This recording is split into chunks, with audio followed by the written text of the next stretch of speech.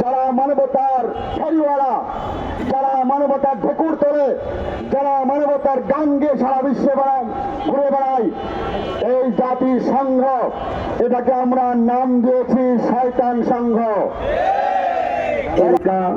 সারা বিশ্বের উপরে মোড়লগিরি করে, সারা বিশ্বের উপরে ছড়ি ঘোড়ায়।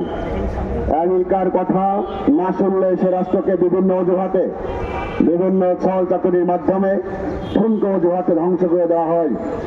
আমরা দেখেছি বিশেষ করে মধ্যপ্রাচ্য মুসলিম রাষ্ট্রগুলি, আরবিক কান্ট্রিগুলোকে ধ্বংস বেশি করা হয়েছে।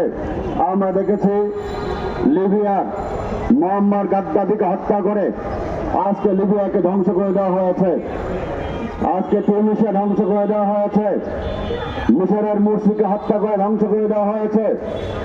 আজকে আফগানিস্তানকে যুগের পর যুগ 40 বছর ধরে এই ন্যাটো বাহিনী এবং রাশিয়ার বাহিনী তারা অসংখ্য অগণিত মানুষকে হত্যা করেছে।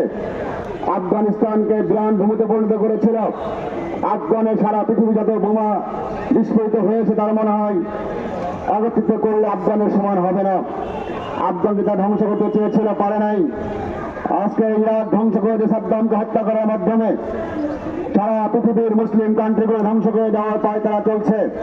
মধ্যপ্রাচ্যের সবচেয়ে শক্তিশালী রাষ্ট্র ছিল ইরান, সেটাকে ধ্বংস করে দেওয়ার জন্য আক্রমণ করেছিল এবং এখন আক্রমণ চালিয়ে যাচ্ছে। আমরা স্পষ্টভাবে দেখতে পাচ্ছি আমেরিকার মূল টার্গেট হচ্ছে মুসলমানরা। ইহুদি এবং খ্রিস্টানদের মূল টার্গেট মুসলমান। অতএব ইহুদি এবং খ্রিস্টান যারা, তারা মুসলমানদেরকে নিঃসন্ন করতে চায়। আমরাও বলতে চাই, আফগানে 40 বছর মানুষকে হত্যা করেছ, নারী শিশু সমস্ত মানুষকে হত্যা প্রাণ করেছিলে। 40 বছরে মুসলমান ধ্বংস করতে পারো নাই।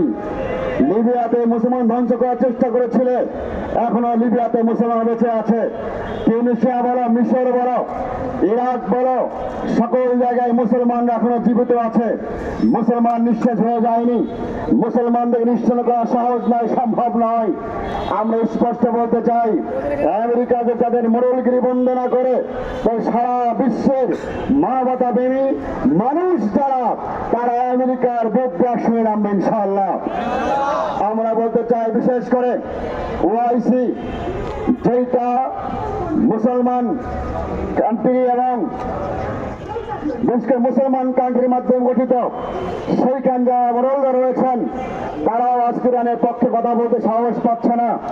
কারণটা কি আপনারা দেখেছেন, আমেরিকার বিভিন্ন ঘাঁটি গেড়েছে।